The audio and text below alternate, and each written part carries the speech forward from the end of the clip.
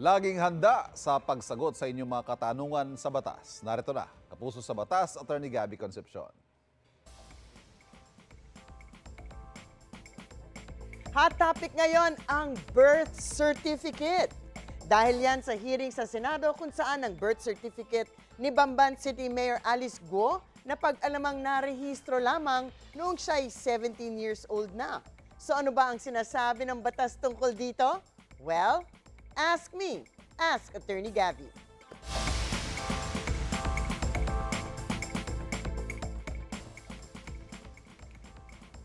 Attorney, may tanong ako sa'yo.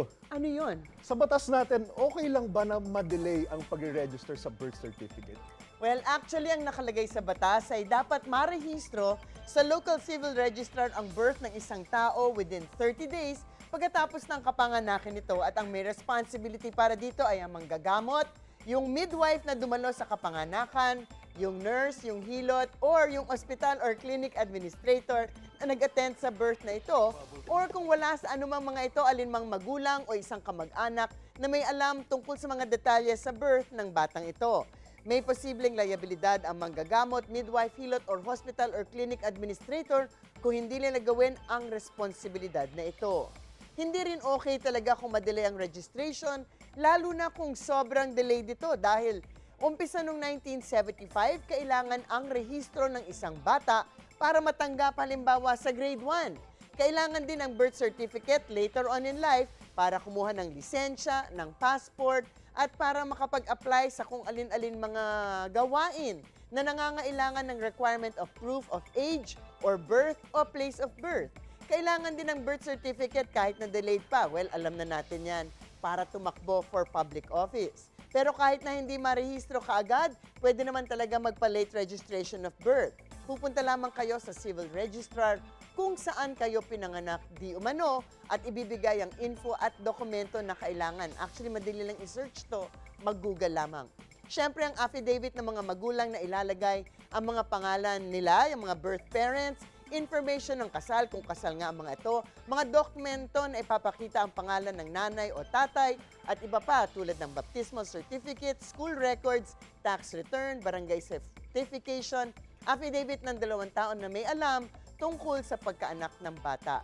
May posting pa ito sa labas na opisina ng civil registrar at ibang additional requirements kung isa sa mga magulang ay hindi Pilipino. Mag-google lamang, madaling mahanap ang ibang mga requirements. Attorney! Ano ba? Talagang ginugulat mo ko. May tanong pa ako. Ano yon?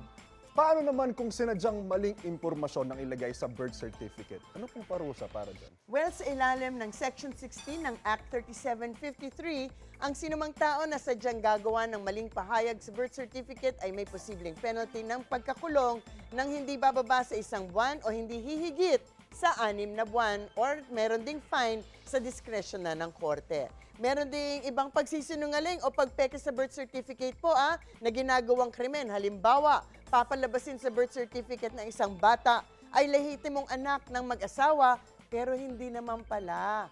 Ayaw lamang dumaan halimbawa sa proseso ng adoption o pag-aampon. Well, ito ay krimen ng simulation of birth sa ilalim ng Revised Penal Code at may kulong ng hanggang 12 years. So hindi po ganun kasimple. Krimen po yung pag-iiba ng status ng isang tao.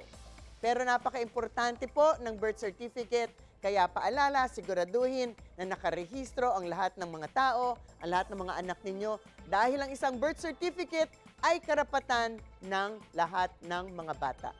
So, ang mga usaping batas, bibigyan po nating linaw para sa kapayapaan ng pag-iisip. Huwag magdalawang isip. Ask me, ask Attorney Gabby.